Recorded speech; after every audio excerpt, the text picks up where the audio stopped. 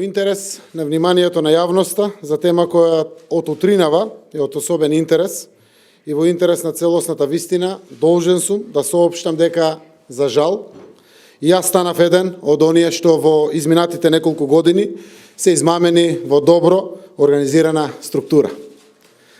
Тоа се структури што излекуваат придобивки од нови облици, алатки и тактики за медиумска дискредитација, медиумско влијание, најчесто насочени против личности земји со евроатлантски аспирации.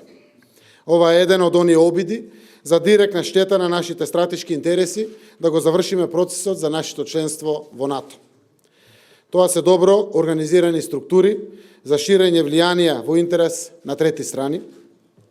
Тоа не е тешко да се процени дека е така, кога е сосема очигледно јасно дека манипулациите по правило извираат и доаѓаат од пропагандни медиуми со изразени анти-НАТО ориентации, а во нашата земја први ги пренесуваат медиумските канали што секојдневно шират лаги, анто-НАТО пропаганда и дезинформации. Во овој случај мета на една таква политичка дискредитација сум јас, но не сум единствен.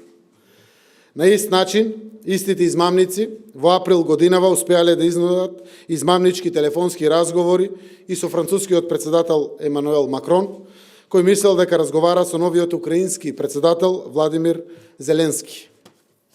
Во мај 2018 година измамниците разговарале со поранешниот британски министер за надворешни работи Борис Џонсон, представувајќи се како ерменскиот премиер Никол Пашијан.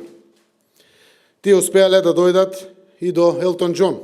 Во 2017 жртви биле поранешниот грузиски председател Михаил Саакашвили и генералниот секретар на НАТО Јанс Столтенберг, а во 2016 измамнички настапи имале кон турскиот председател Реджеп Тајип Ердоган. Листата покажува дека сум во добро друштво. Секако покрај споменатите има уште многу председатели на држави и други јавни личности, како што е Кличко, гувернерот на Калифорнија, председателот Јункер, Лукашенко, Ники Хејли, Џукановиќ и многу други. Почитувани медиуми, во еден дел на објавените телефонски разговори се извршени сериозни интервенции и се ставени во контекст кој не е автентичен, поради што се извлекуваат невистините заклучоци. Таков е објавениот дел за прашањето на Македонската православна црква. Тоа е дел од разговорите во која е направена интервенцијата. Таму јас единствено зборувам за мојата определба МПЦ да добие автокефалност. Исто така, никогаш не бил спорен, ниту скриен мојот став со давање на конкретни придонеси и подршка на МПЦ дома и во странство.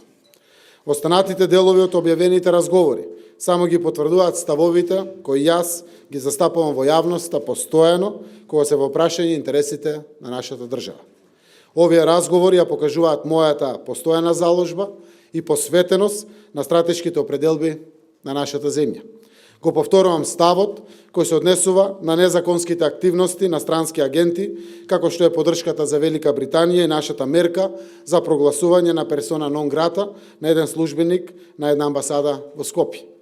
Во разговорите се слуша мојот став против промена на границите и размена на население во заштита на мирот на Балканот и против опасноста од нови војни на Балканот. Разговорот ја покажува мојата верба во тоа дека договорот со Грција ќе успее за да се реши тридеценијски спор. Во тој разговор ги повторувам вредностите на договорот за загарантираниот македонски идентитет, македонски јазик и терминот македонци како наш идентитет. Зборувам за придобивките и од договорот со Бугарија. Велам дека нема докази дали Иванов е директно подржан од Русија и Турција и дека ако Иванов покажува блискост со Русија, тој има право на сопствено мислење. Потврдувам дека САД и подпредседателот Пенс ја поддржуваат Северна Македонија и дека референдумот е наша борба како граѓани за подобар живот во земјата. Го пренесувам во разговорите мојот личен став дека ќе направам се што треба за автокефалноста на Македонската православна црква и дека на таа тема сум имал разговори со претходниот грчки премиер Ципрас. Пренесен е разговор во кој велам дека лично ќе помогнам да се најдат решенија за сите отворени прашања, меѓу кои и прашањето помеѓу Белград и Приштина. Почитувани представници на медиумите, ова е нов аларм за нас и за целиот демократски свет, кој налага силна потреба за сеопфатна, организирана борба против лажни вести и манипулации.